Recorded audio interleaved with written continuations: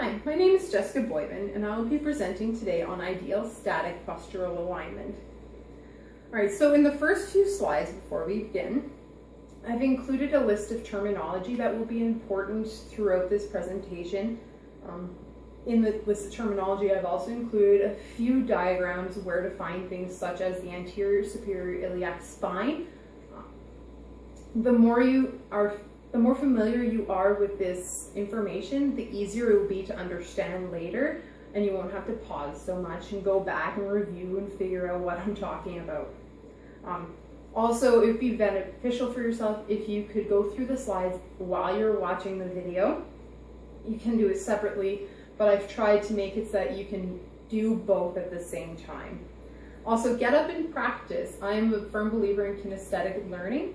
So if you stand up and practice as I'm going through, it will be easier for you to understand. There will be an opportunity for you to pause the video and practice as well.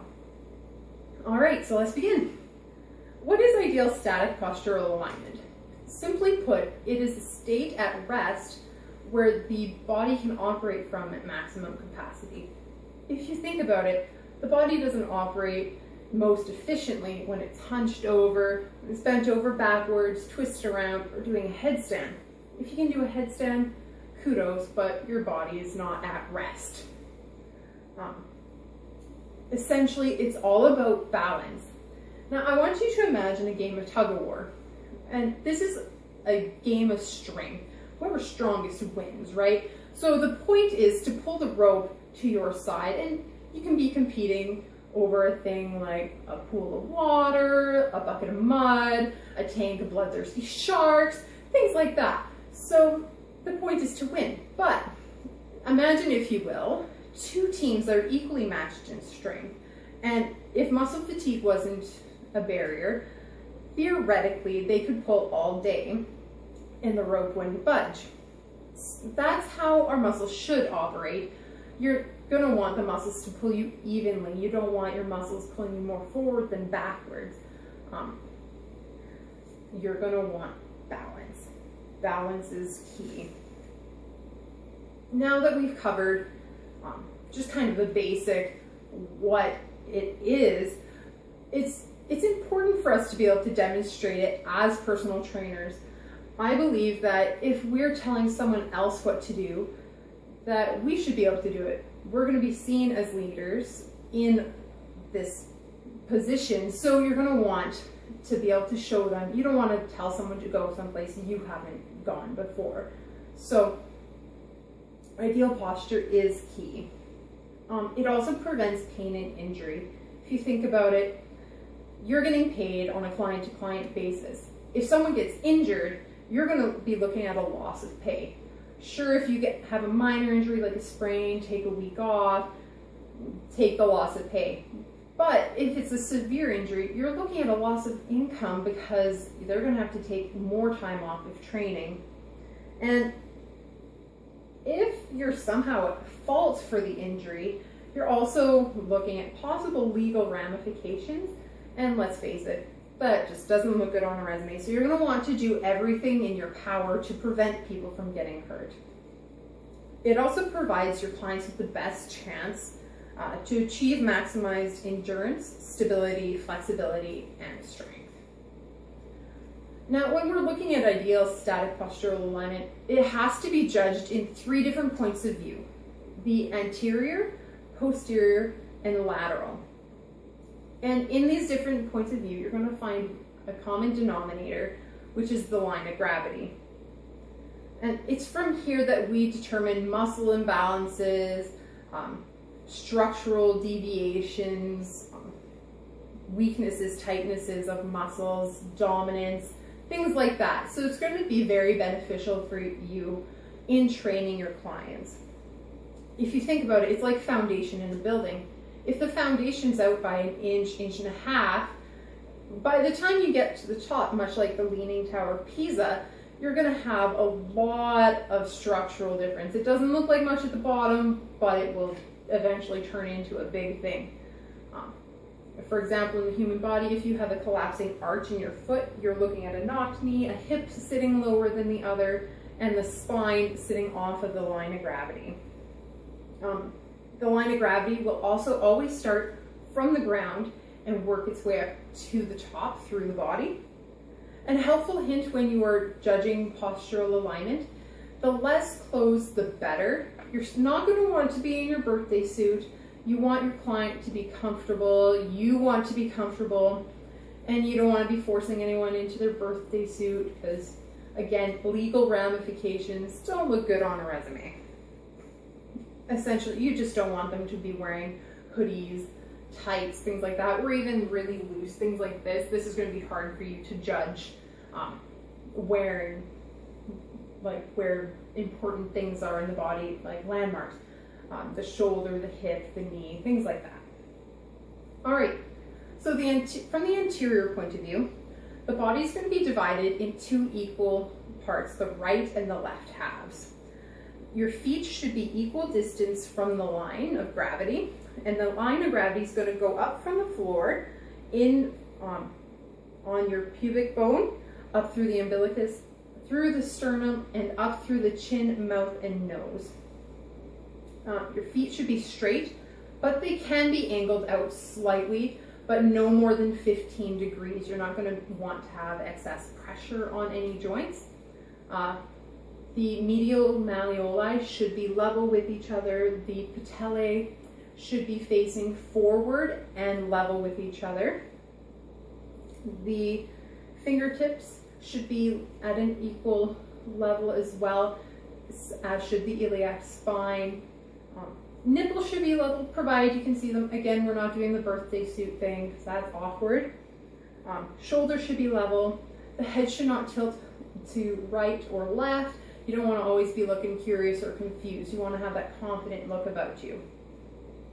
Earlobes should be level, and your arms should be hanging at the side with your palms facing in. Your arms should have a similar hanging pattern. So you don't want to have one out a bit more looking like you're a thug or anything like that.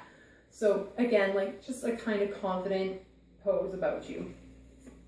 All right, and now we move to the posterior. Posterior is going to share some similarities with the anterior just because you're looking at the same plane. Again, the body is still going to be equally divided in right and left halves. The heels of the feet should be an equal distance from the line of gravity. And the line of gravity is going to go up through the entirety of your spine, out through the top of your head. You're not going to want your spine deviating from that at all because that indicates problems. The calcaneus should be straight up and down, and the Achilles tendon should be perpendicular to the floor. The medial malleoli should be level with each other as in the anterior point of view. And the creases of the knee and the gluteal folds should be level with each other, respectively. You don't want the crease of your knee and a gluteal fold to be level with each other there because that means you have a lot of problems. The posterior superior iliac spine should be even with each other. The shoulder blades should be level, and they should sit between the 2nd and 7th ribs, and they should rest about 5 centimeters from the spine, depending on the person's height. You're going to want the musculature of the trunk to be balanced and symmetrical. You don't want Hulk on one side and starvation victim on the other. Shoulders and earlobes respectively should be level, and the arms again should hang to the side of palms facing the thighs. From the lateral point of view, the line of gravity is going to look a bit different just because it's a different plane we're looking at. It's going to start just anterior to the lateral malleolus. Go up through the center of the knee, and then it'll continue posterior to the hip joint, midway through the trunk of the body, and it will continue up through the middle of the shoulder joint, through the cervical bodies of the neck, and end in the middle of the ear. The lower leg and the foot should create a 90-degree angle with each other. And by doing so, you're not going to want to have body weight more on the toes than on the heels. You're going to want body weight to be evenly distributed. knees should be straight but not locked. The aces and pieces should align horizontally but have a slight anterior tilt. So on myself, that would be here and here. You're not going to want it to be too far tilted and not having a flat back as well. The aces and the pubic symphysis should be aligned on the frontal plane. So the aces here and the pubic symphysis will rest about here. You can figure out where that is. It is in the list of terminology as well. And you should have mild curves in the lumbar and cervical spine, and your chin should be slightly tucked.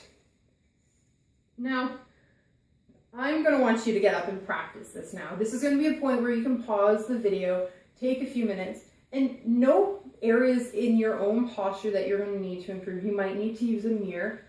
For myself, I know I have a naturally collapsing arch, causes me to have a knocked knee, a hip that sits lower than the other. Due to previous injuries, I have a shoulder that rolls out slightly farther than the other one. So take a few minutes and figure out where these imbalances are in yourself. And now we're going to truck along to common flaws in ideal posture. Just for sake of time, we're just going to cover 3 common deviations. We're not going to go over like too much weight on the toes or people who project their head too far ahead. What we're going to be dealing with is lordosis, kyphosis, and scoliosis. All right, so I want you to imagine a pregnant lady. She's not just 1 or 2 months along, but she's nearing the end of her pregnancy. She's uncomfortable. She's going to let you know it.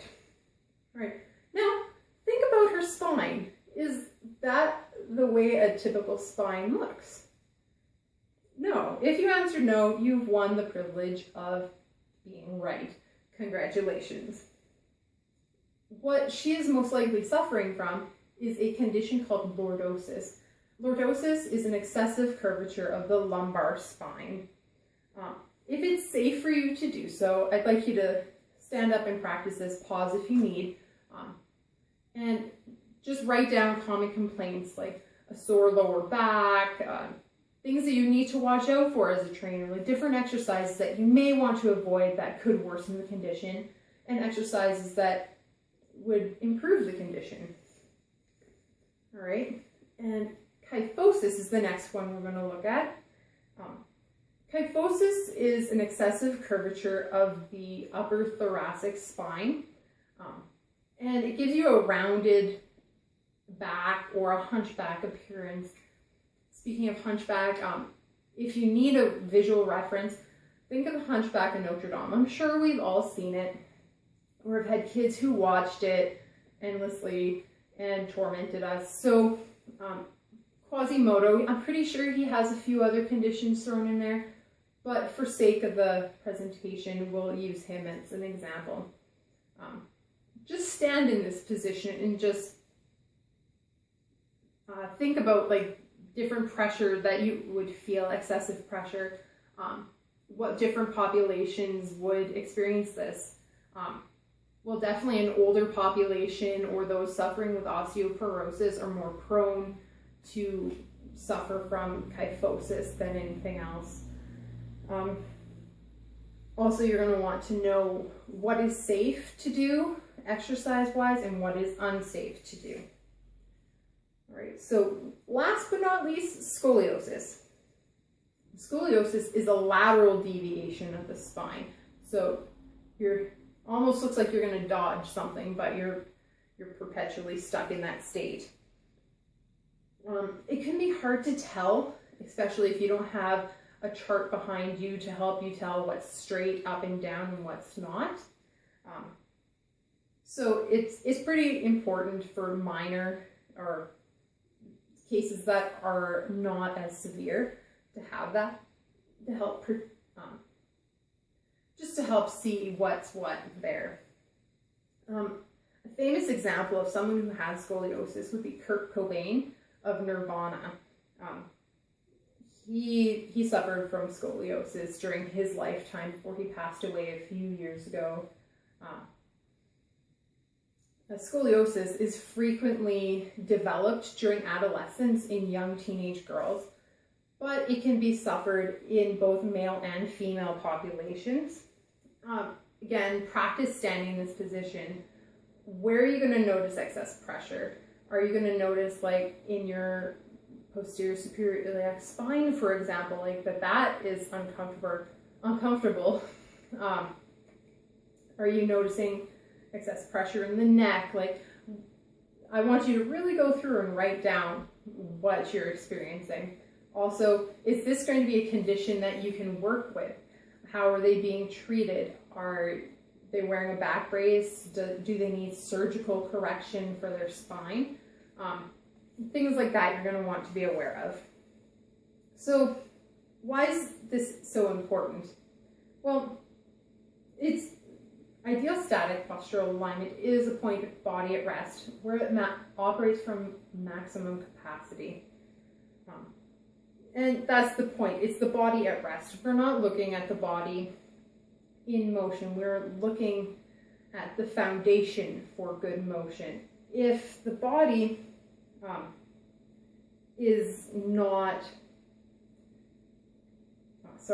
if the body is hunched over because of an imbalance in static postural alignment, it minimizes the chance that you're going to have a good form during kinetic movement.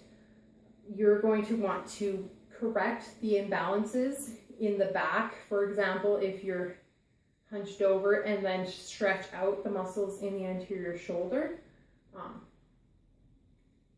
And yeah, like it's definitely something that will take time, but it will definitely be worth it for your client in the end. Now, what's in it for you? Providing your client with the opportunity for their best performance possible gives them the chance to give optimal strength, stability, flexibility, and endurance.